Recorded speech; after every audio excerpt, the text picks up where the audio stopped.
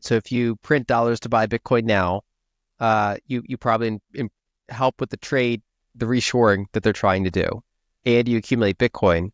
And then over decades, if it appreciates, that gives you a lot of options should you face crises in the future. And then in addition, once Bitcoin is big and liquid enough, one of the ways to solve this dilemma between being the world reserve currency and being hollowed out is to in some way no longer be the reserve currency. Not that you want to cede that to another power, but that ideally you want to cede that to a neutral reserve asset. So gold got replaced because gold itself is too slow. Whereas Bitcoin has a chance of coming back into the system as that. In a riveting discussion between renowned investment analyst Lyn Alden and podcaster Walker, the conversation took a deep dive into Bitcoin's transformative potential in reshaping global economies. Alden explores the provocative idea of nations amassing Bitcoin reserves, not just as a hedge, but as a strategic tool to drive trade, correct economic imbalances, and unlock new financial opportunities. Could printing dollars to buy Bitcoin be the radical solution to chronic trade deficits? She thinks it just might be. Her analysis isn't just theoretical. It's a wake-up call for investors, policymakers, and anyone keeping an eye on the seismic shifts in global finance. Alden also dissects Bitcoin's potential to evolve into a neutral reserve asset, one that could challenge gold's throne and smooth out the chaos that comes with being the world's reserve currency. The implications? Nothing short of a financial revolution. If Bitcoin cements its place in the international monetary system, the ripple effects will be felt across economies, currencies, and global power structures. Lyn Alden doesn't just offer insights, she delivers a blueprint for the future. Ignore it at your own risk. Let's watch clips from Lyn Alden's interview to gain more insight. Don't forget to like, subscribe, and enable notifications for additional in-depth content. Thanks for joining us again. Enjoy the video. Ironically, one of the ways that a country weakens its currency when they think it's too strong is to accumulate reserves, which they can then use later to defend their currency should they consider it too weak. I've written a lot about how the current structure of the dollar system, prolonging the strength of the dollar actually has some disadvantages. The way that it currently works, in order to maintain this big saleable currency that the whole world uses, it means the whole world, they all demand dollars, so they all have to get dollars. And how do they get dollars? For the most part, the U.S. runs a structural trade deficit and pours dollars out into the world.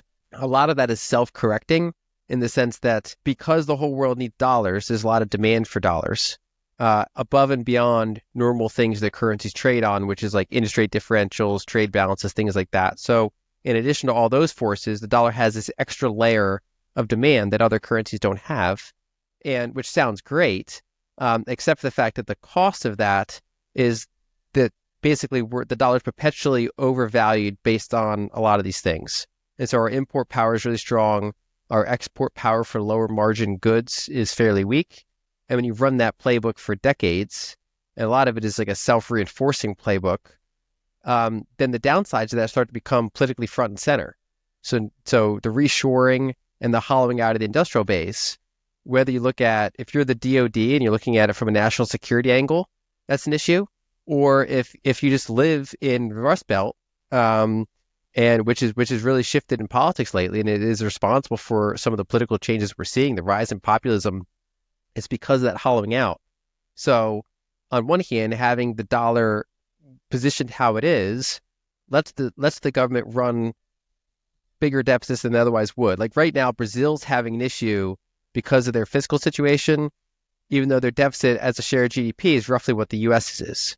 But they don't have this like entrenched, inflexible foreign demand for their currency, so they're facing kind of immediate consequences for it. The U.S. rarely gets to delay those consequences, keeps the train going for a very long time, which if you're the government you like, and you can sanction almost any country in the world. So those are like the benefits from being the global reserve currency issuer, but the cost is you're exporting your industrial base to basically maintain that. That's kind of the ongoing cost of doing it.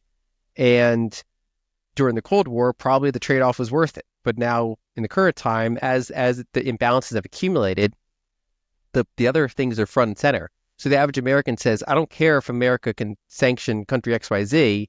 I want my manufacturing job back, right? So the downsides are getting interesting. So ironically, a Bitcoin reserve is one of the ways that the U.S. could, start to balance out the dollar relative to other currencies, is say, we're going to accumulate a lot of Bitcoin. Should we later need to backstop our dollar, we have that option now. But while you're accumulating it, depending on the method of accumulation, that can actually be dollar weakening, ironically, which is, in the grand scheme of things, one powerful moving part in this whole trade issue. So I think there's more layers than people often talk about. If you merely say the Bitcoin we already have, we're going to put it into a little stockpile, that's not going to meaningfully affect things. Then there's different mechanisms. You can revalue. There's a wonkish mechanism that they have in the Fed handbook that they can revalue their existing gold holdings and fill up the Treasury General account with that mechanism, which they can then spend. Or you could just do, change what the assets that the Federal Reserve can acquire, so they can do open market operations on gold. You could say that they can now do open market operations on Bitcoin, and you could essentially print dollars to buy, whether it's foreign, it could be standard things like foreign bonds, gold, or in this case, Bitcoin. And so a lot of, when you see a lot of countries with these really big current account surpluses like Singapore or Switzerland, or say the UAE that's pegging their currency but is running a big current account surplus, often they'll suppress their currency from getting stronger by printing their currency to buy a bunch of foreign reserves. So instead of the accumulated surpluses strengthening their whole currency base, it instead accumulates basically at the sovereign level. The downside of that is that the workers there don't get as much of the benefit of the surpluses that they're getting. And a lot of that accumulates at the sovereign level. So if you take it from an anti-statist argument, that's not great. But we're looking at how kind of currency differentials work.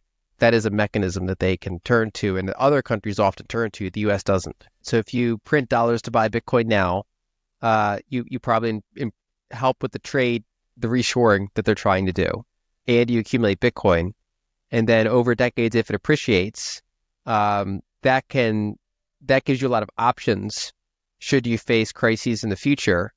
And then in addition, once Bitcoin is big and liquid enough, one of the ways to solve this dilemma between being the world reserve currency and being hollowed out is to in some way no longer be the reserve currency. Not that you want to cede that to another power, but that ideally you want to cede that to a neutral reserve asset.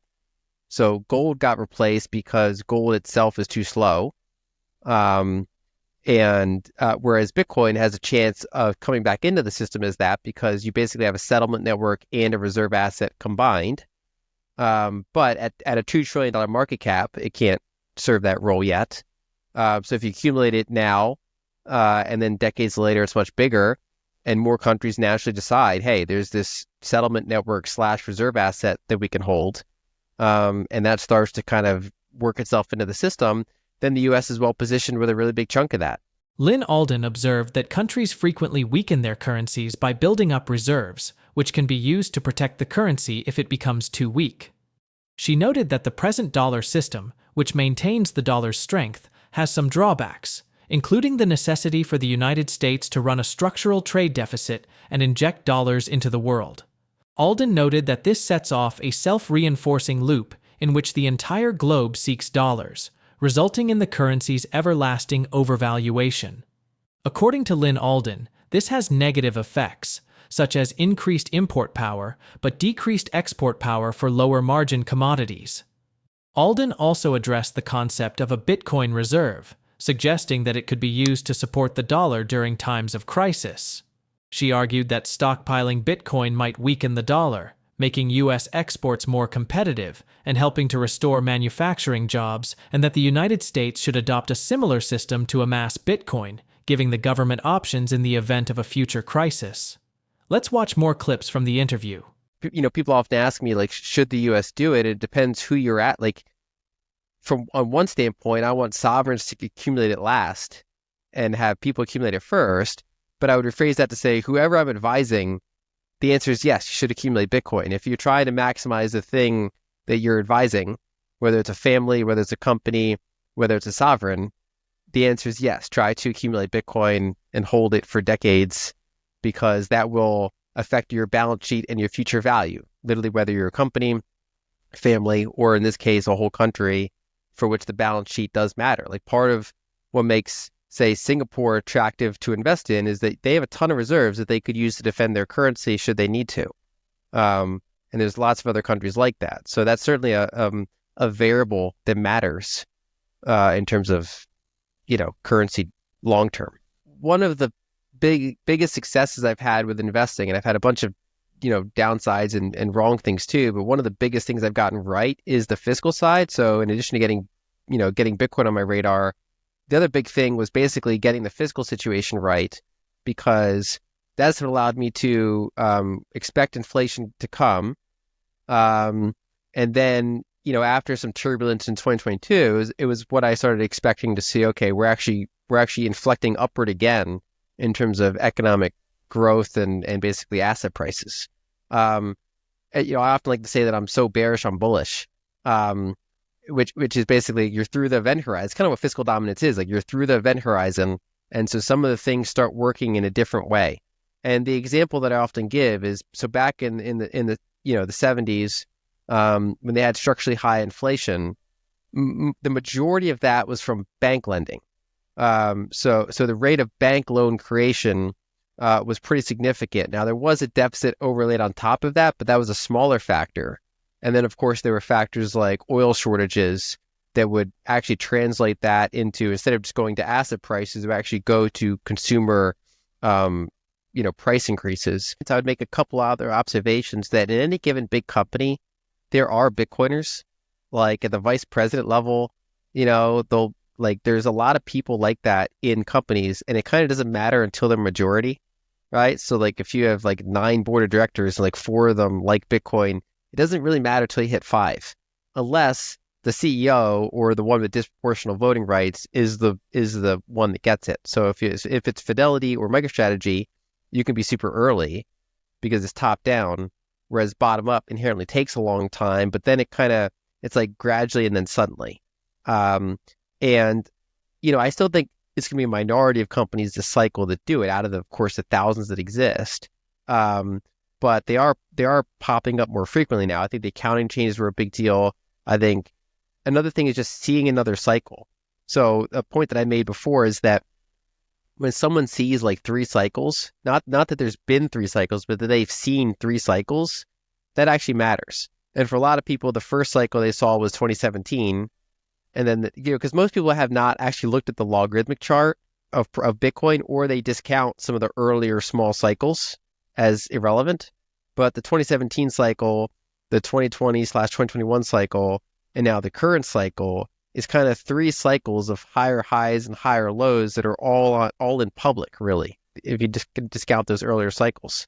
And there's only so many times you can kind of say, well, that's a bubble, and then it's dead. Oh, that's another bubble, but that's only because of COVID money printing. And then it's like, oh, wait, it's back again, despite, high interest rates. You can only dismiss it so many times before you say, well, maybe I got to reassess. So I think that's another factor that's kind of mainstreaming it.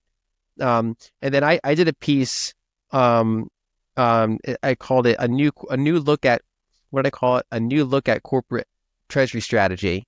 And I analyzed kind of why this is relevant. And among assets that corporations can hold, there's kind of a hard cutoff, which is anything that you expect to underperform your equity, you can't really hold in scale.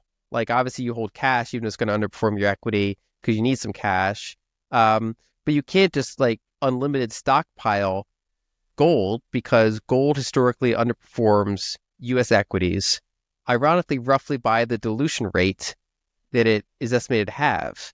And so you have to kind of cross the threshold of like, okay, what is like an asset that is, going to equal or exceed your own equity, that's not another company's security.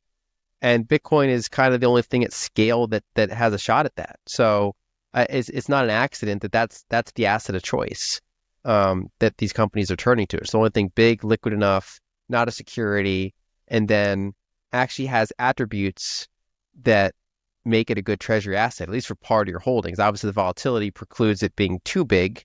If you're running, if you're trying to run a certain way, you have to have cash as well.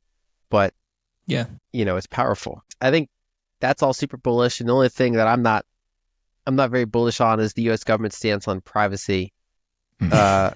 Anytime soon.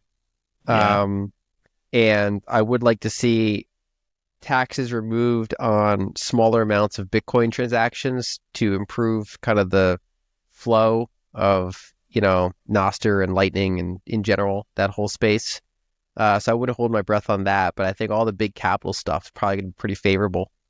And including, like institutional scale Bitcoin collateralized lending, which might blow one of them up, but, I think that's all going to be part of the process of growing. Lyn Alden emphasized that accumulating Bitcoin is a sound strategy for maximizing value, whether for a family, company, or sovereign nation. She noted that countries with significant reserves, like Singapore, are more appealing to investors. Alden also observed that within large companies, Bitcoin supporters can drive adoption when they reach a majority or gain support from key decision makers. She believes Bitcoin's unique attributes make it an attractive asset for corporate treasuries. Meanwhile, on February 3rd, the U.S. spot exchange-traded fund ETF market experienced a significant shift in investor preferences, with Ether ETFs drawing more investment than Bitcoin ETFs. Ether ETFs received a big net inflow of $83.54 million, while Bitcoin ETFs received a substantial net outflow of $234.54 million. Fidelity's FBTC led the outflows from Bitcoin ETFs with a $177.64 million withdrawal. ARK and 21 shares ARK B came next, with a $50,075,000 outflow. In contrast, Grayscale's GBTC was the only Bitcoin ETF to receive inflows, with $8.02 million entering the fund. Despite this, the total net assets of Bitcoin ETFs remained at $119.14 billion. On the other hand, Ether ETFs experienced strong inflows, with Fidelity's ETFs leading the way with $49.75 million. Other Ether ETFs, including Grayscale's ETFs and ETH and 21 shares ETFs, all contributed to the favorable trend, with inflows of $15.85 million, $12.75 million, and $5.19 million, respectively. As a result, the total net assets of Ether ETFs were $9.98 billion, just shy of $10 billion. Do you think Bitcoin has the potential to become a mainstream reserve asset for corporations and sovereign nations? Let us know your thoughts in the comments below. Share this video and hit the like button. Thanks for watching, and don't forget to like and subscribe.